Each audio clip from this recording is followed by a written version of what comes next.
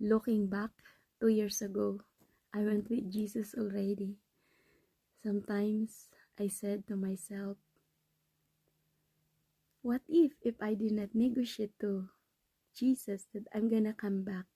I am here, the purpose of my here. There's a purpose of my life. Take care of my 3 children. They are the closest in my heart. But one day, I know that they will depart, that they will have their own family. And I will never be worried because God will taking care of me. I've been through a lot in my life, and there's also full of color in my life. God made the way I am because I am perfectly and wonderfully. God made me. Especially now, I know Jesus is in my heart. I am not afraid to die.